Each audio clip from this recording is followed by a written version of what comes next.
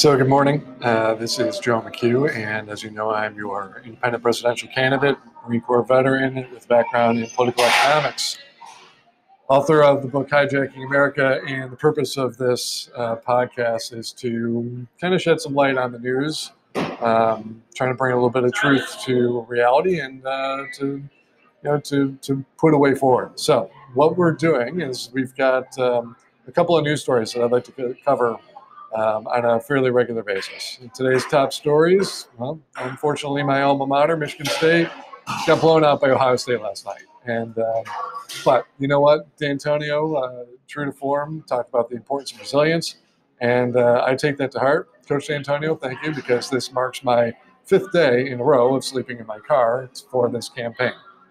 The rationale behind that is that I'm an MBA-educated military veteran. I could get a job, could launch a business, but you can only do one thing well at a time. And with the campaign season coming out the way it is, and the fact that neither party is going to do anything for our liberty, I feel it's important for me to stick to doing this and make any sacrifice that needs to be made in order to help free America from the two-party tyranny. So, moving on to the next story of the day is something that I thought was kind of right in your face about, the conspiracies that don't seem like conspiracies, but they are, and they're right there in front of us. So in the Detroit Free Press this morning, there's an article about how Officer Amber Geiger from Dallas shot a gentleman named unarmed black man, as usual, a guy named Botham Jean, and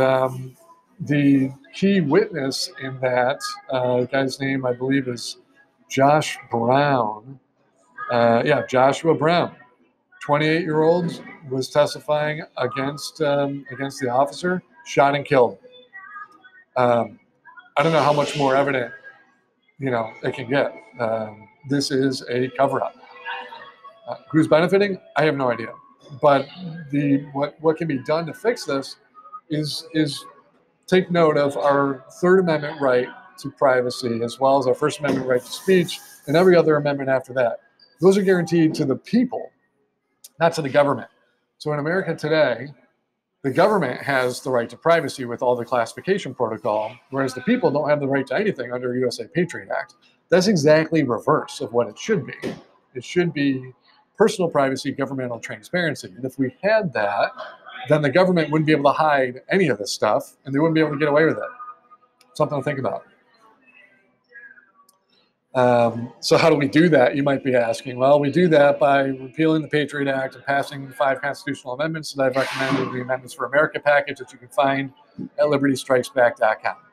Okay, now, moving on to the next conspiracy theory that I like to talk about, because it's not a conspiracy theory, it's the difference between truth and fairy tales. You have Yemen, who is supposedly backed by Iran, and they supposedly attacked Saudi Arabia's oil fields. Now, Yemen is the poorest country on the planet. Saudi Arabia is the wealthiest country on the planet. The military technology that was used is the most advanced military technology in terms of militarized drones, which the United States produced. So we have the poorest country on the planet attacking the wealthiest country on the planet with United States military technology. You tell me. Does that make sense?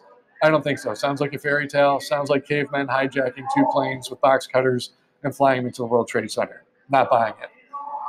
Moving on to the next story. The last story of the day that I'm going to cover here is the fact that our president is, it seemed to me like he was begging for the press and to cover him on this Ukraine case in which he called for the investigation of Joe Biden. It seemed to me like he was absolutely begging the Democrats to impeach him. And the reason why he would do that is to strengthen his popularity within his base.